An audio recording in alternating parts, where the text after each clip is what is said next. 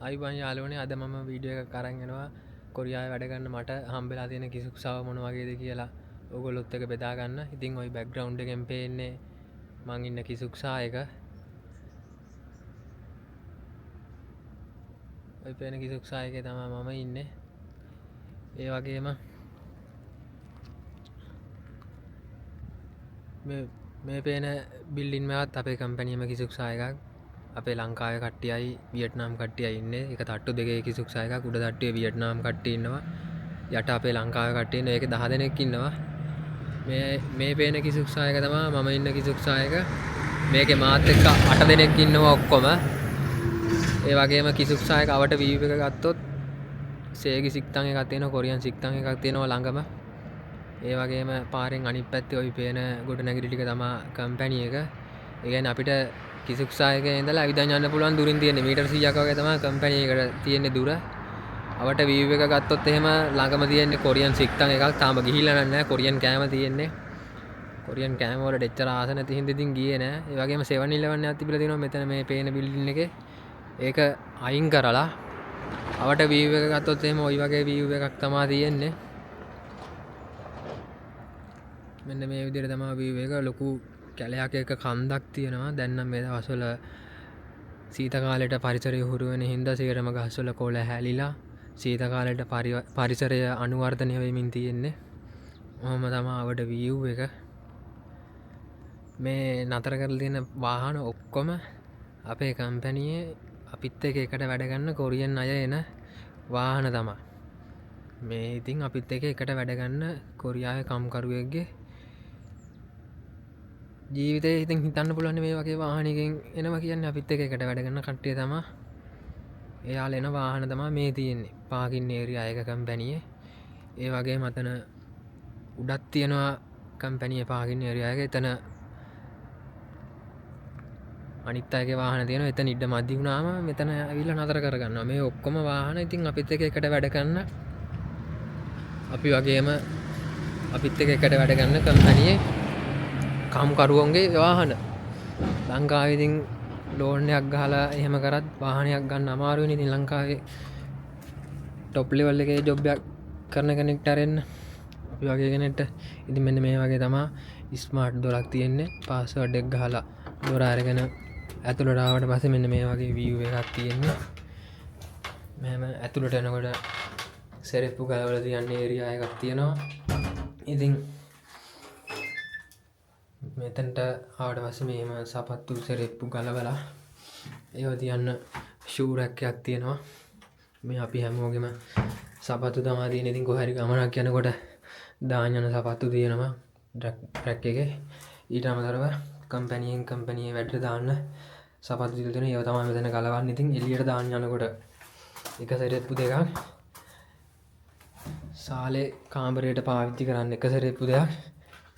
එහෙම තමයි ඉතින් කොරියාවේ තරම් සෙරෙප්පු පාවිච්චි කරන්න නැතිව ඇති වෙන කොහෙවත්. එහෙම තමයි ඉතින් පිරිසිදුකම කන්ට්‍රෝල් කරන්නේ සාලේට කාමරයට එක සෙරෙප්පු දෙකක් පාවිච්චි කරන්න. ඉතින් මේ වගේ තමයි කාමර තියෙන්නේ. කාමර තුනක ගයක් තමයි අපිට හම්බෙලා තියෙන්නේ. මේ වගේ අංක කරලා කාමර තියෙනවා. කාමරේ ඉන්න කට්ටියන්ගේ නම් ලිස්ට් එක මේ වගේ කාමරේ දොරේ ගහලා තියෙනවා. ඒ වගේම කිසුක්සායගේ නීති රීති ටිකකුත් තියෙනවා ওই වගේ. ඉතින් මේක මෙයාලා Google Translate හරි මොකක් හරි එහෙම එකක දාලා තමයි මේ නීති රීති ටික සිංහලයට පරිවර්තනය කරලා දෙන්නේ. ඉතින් ඒ සිංහල කියවලා තේරුම් ගන්න අපිටත් අමාරුයි. මමත් දවසක් කියෙව්වා. කියවුවට තේරුම් ගන්න අමාරුයි. Google Translate එකෙන් තමයි සිංහල ටික අරන් තියෙන්නේ. ඒ වගේම මේ කාමරේ තමයි මම ඉන්නේ. මේ ඇවිල්ලා වොෂ්රූම් ඒරියා එක. ওই විදිහට තමයි වොෂ්රූම් ඒරියා එක තියෙන්නේ. ඉතින් වොෂ්රූම් එකට යනකොට තව සෙරෙප්පු දෙකක් දාන්න යන්න ඕන. සාලේට කාමරේට පාවිච්චි කරන සෙරෙප්පු දෙක දාගෙන නෙමෙයි වොෂ්රූම් එකට යන්නේ.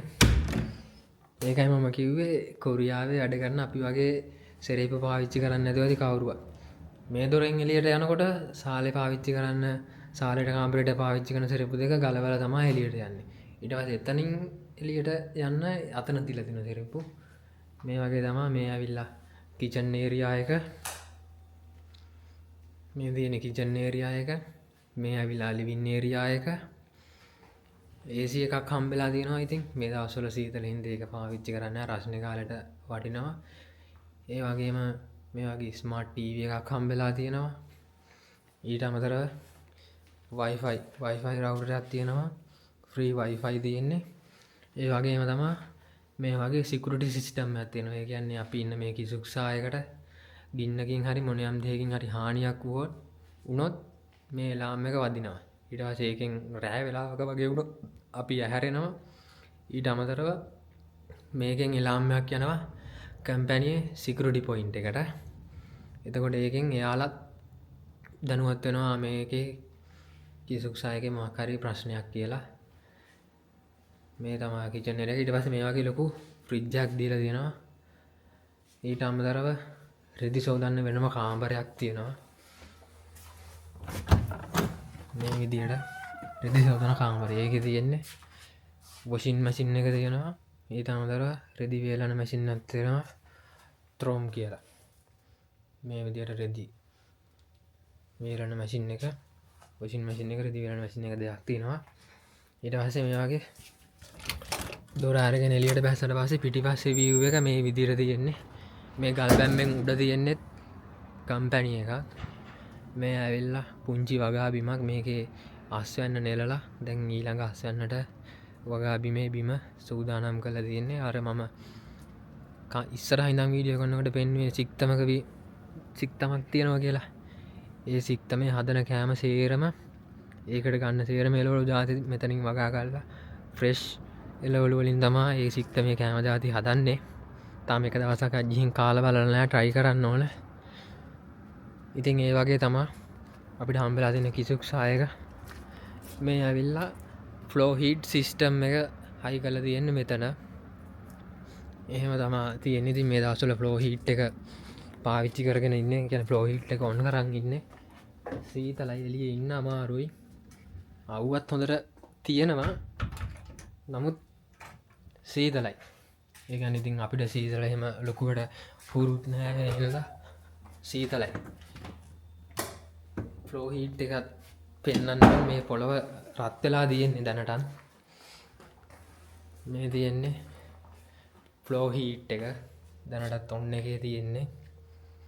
ඔය වෙන්නේ ෆ්ලෝ හීට් එක කන්ට්‍රෝල් කරන්න ඕන කන්ට්‍රෝල් පැනල් එක. ඉතින් ඊළඟට මං ඉන්න කාමරෙත් පෙන්වන්නම් ඕගොල්ලන්ට. අනිත් අයගේ කාමර වලට යන්න බෑ, අනිත් අය වැඩ. අද මගේ නිවාඩු දවස. ඉතින් මෙතන තියෙනවා ඉන්න තුන් දෙනාගේ නම. ඔන්න ඔය විදිහට තමයි කාමරේ view එක තියෙන්නේ. මේ කාමරේ මේ උඩ ඇඳේ තමයි මම ඉන්නේ. මගේ දැන් තව දෙන්නෙක් ඉන්නවා. මේ විදිහට කාමරේ තුන් දෙනාට ලොකර් තුනක් දීලා තියෙනවා. මේ තියෙන්නේ මගේ ලොකර් එක. ඔය විදිහට මම පාවිච්චි කරන ඇඳුම් ඒවා තියන් ඉන්නවා. ඔහොම තමයි කාමරේ තියෙන. ඉතින් මං හිතනවා ඔයාලට අයිඩියා එකක් ගන්න පුළුවන් කොරියාවට එන්න බලාපොරොත්තු වෙමින් ඉන්න. කොරියාවට එන්න ආසාවෙන් ඉන්න දකින E9 වීසා වලින් කොරියාවට එන්න බලාපොරොත්තු වෙමින් ඉන්න හැම කෙනෙක්ටම ඉතින් මේ වීඩියෝ එක ගොඩක් වැදගත් වෙයි. මොන වගේද කොරියාවට ආවට පස්සේ ගත කරන්න තියෙන. ඉතින් මේ හැමදේම දීලා ඉවර වෙලා එයාලා නිකන් ඉන්න. ඉතින් කම්පැනි කෙනෙක් පත් කරලා තියෙනවා මේ ඔක්කොම අධීක්ෂණය කරන්න. මේ තියෙන්නේ සම්බන්ධව ඩේලි ඇවිල්ලා චෙක් කරලා විසිට් එකක් දාලා දාන සටහන. මෙතන තියෙනවා කම්පැනි ඒ කියන්නේ මේ කිසුක්සායකේ අපි ඉන්න 8 දෙනාගේ නම්. ඊට අමතරව මෙතන තියෙනවා කම්පැනියෙන් අපිට ලබා දීලා තියෙන ඉක්විප්මන්ට් වල විස්තරේ. ඊට පස්සේ මේකේ ඩේලි ඇවිල්ලා චෙක් කරලා අපි ඒවා හරියට කළමනාකරණයකින් යුතුව පාවිච්චි කරනවද, පරිස්සමට පාවිච්චි කරනවද කියලා චෙක් කරලා එයා ඒක මාක් කරලා යනවා. ඉතින් කම්පැනි කිසුක්සායක ඇතුළේ ඉඳන් බැලුවට පස්සේ කම්පැනි ඔන්න ඔය වගේ පේනවා. ඔන්න ඔහොම තමයි ඉතින් අපේ කිසුක්සායක. ඉතින් කොරියාව කියන්නේ අපි වගේ මහන්සියෙන් ගොඩ යන්න දඟලන කොල්ලෙක්ට නියම රටක්. ඉතින් ඉන්නත් දීලා මේ වගේ පහසුකම් එක්ක ඉන්නත් දීලා කන්නත් දීලා ජොබ් එකකුත් දීලා නිසි වෙලාවට හොඳ පඩියකුත් ගෙවන එකම රට ඉතින් කොරියාව තමයි. ඉතින් කොරියාවට එන්න ඉන්න හීන එන්න බලාපොරොත්තුවෙන් ඉන්න හීන දකින්න හැමෝටම කොරියාවට එන්න වාසනාව ශක්තිය ලැබෙන්න කියලා ප්‍රාර්ථනා කරනවා. ඒ වගේම තමයි මේ කිසුක්සායගේ අපි කම්පැනියෙන් කෑම දෙන්නේ උදේට දවල්ට දෙනවා. ඊට පස්සේ රැට ආවට පස්සේ අපි ඉන්න 8 දෙනා දවසට එක්කෙනා ගන්න වෙනවා. ඒ වීඩියෝ එකකුත් මම අරන් එන්න. එහෙනම් ඔයගොල්ලෝ හැමෝටම සුබ දවසක්. දිගටම මගෙත් එක්ක වීඩියෝ එක රැඳි සිටින්න කියලා ආදරෙන් ඉල්ලනවා. එහෙනම් හැමෝටම සුබ දවසක්.